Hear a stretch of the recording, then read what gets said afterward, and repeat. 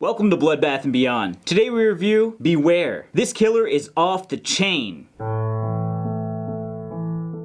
Directed by Jason Daly, written by Sean Copenhaver and Jason Daly, Beware is about a group of teens that are on a road trip where their car gets broken down in a town called Shady Grove. Little do they know, Shady Grove has a dark past. The killer has been tied up his whole life, and now he's on the loose and has a thirst for blood. What were our likes? I really liked the practical effects that we had. There were tons of different small practical effects and kills in this film that were actually reasonably well done for a very low budget indie movie like Beware. Yeah, their costume and makeup design was really well done, especially with the killer and the use of the chains on his wrists. Like when he was a kid, his skin was growing over top of the shackles, and the effects that they used there, the makeup, just looked absolutely realistic and awesome. Really enjoyed the story that unfolded. It had a lot of twists and it kept you guessing what was going to happen next, and the characters fit in really well. The origin story of this killer is actually really creative. The way the movie started out, it was more like a montage of things and really unclear, but he killed people. But then you later find out like his whole backstory and how he grew up and like why he's actually doing what he's doing. And then the way the whole movie filled in was amazing. I really liked how he developed his like wardrobe and all of his characteristics that made him like a pretty cool serial killer. You see how he gets his welding mask from the welding of chains and stuff like that. I really like the writing style of this film because you can really tell they're a fan of horror and they understand the horror genre. They really took almost every cliche and threw it in one film. They didn't overdo it. They played it right that it fit in this style. What were our favorite kills? I enjoyed it when the two locals died. They were out in the woods trying to catch the killer, get the reward. All of a sudden, we just see them get like chained up. You just see like the face-to-face interaction and then slice right into the stomach. It was a really nice practical effect. I liked when the asshole of the movie, Francisco, died. He's in the living room playing Guitar Hero. All of a sudden the power goes out. He goes over to investigate, turns around, and the killer's holding his guitar, which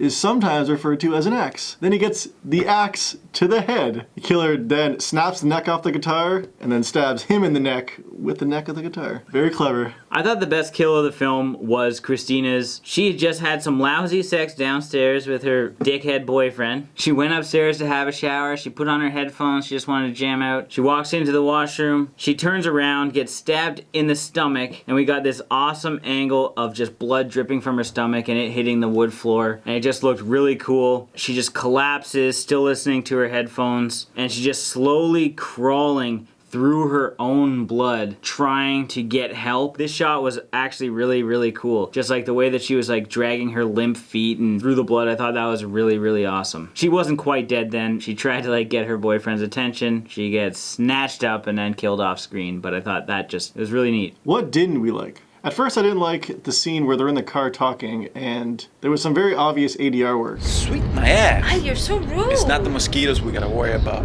It's the rednecks. They would eat anything up here. I thought that's how the rest of the movie was going to be, but it ended up, I didn't even notice it when they did it, if they did it later on. So it wasn't actually that bad, but that's just the one scene that I had some issues with. At the beginning of the movie, I really didn't like their grading choice. I understand some of the looks they were going for with specific scenes, but there was other times where they didn't need to use that effect, and I found most of the shots were washed out and very flat. Because the movie was not quite a parody of 80s slashers, but trying to imitate 80s slashers, they used some very wonky sound effects with the two locals that were kind of looking for weed in the forest.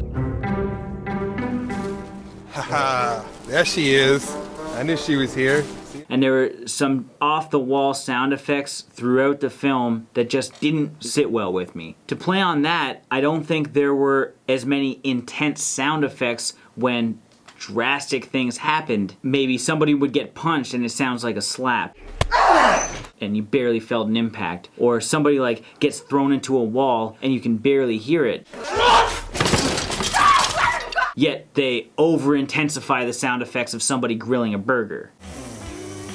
Like some of the audio and the audio mixing was done fairly poorly. I felt the scene with the locals at the beginning when they subtitled the person, it was definitely out of place, especially with the question marks for the dialogue. You're thinking, oh, they know what kind of movie they are, they're just being a parody. But then as we watched the film, it was really not a parody at all. Yeah. I feel like they definitely could have cut that scene with locals. I felt that this film didn't utilize its main protagonist. Nella's character, played by Lorena King, was well established at the beginning as this independent, strong, woman. Yet, near the end of the film, she doesn't have that interaction or that square off with the killer that you would expect. Now it's time for final thoughts and ratings. The writer and director set out to make an imitation of classic horror films, and I think they nailed it. The kills were great, the overall dialogue was amazing, the cheesiness was right on par. Like, some of the jokes kind of fell flat, but I just liked that added to the atmosphere of the kind of the older style. I thought the gore was well done, and I also thought all the kills were well done. They're really unique, and they actually used the set to their advantage when they were doing the kills. With all that said, I'm gonna give this movie 4 strange brews out of 5. I thought this film did a great job of building up a new future horror icon. The look was great, the backstory was awesome, and he really seems like he can kick the shit out of everybody. I thought the story of this movie worked well, the twists and turns are really cool, so you're probably gonna like that. The cinematography was reasonable. I thought they had a little too many Dutch angles, and the audio quality was a little shoddy, but overall it was a fairly decent indie film. So I'm gonna give this 3 dope-ass, low-angle shots out of 5. This film was really trying to stand out on its own and be a new style of slasher. It wasn't trying to parody, it was trying to innovate and create something new. And I thought it did it with the killer. I didn't really enjoy the story so much. I found the pacing to be really slow and a lot of the scenes were dragged out. And I found myself just sitting there waiting for something to happen and nothing was really happening. Though I thought the practical effects were amazing and all the kills were really well done, it just took too long to get to it. So that being said, I'm going to give it 2.5 serial killers skipping through a yard out of 5. As always, thanks for watching. Like this video, comment below with your thoughts on the film, and stay up to date with everything Bloodbath and Beyond by subscribing.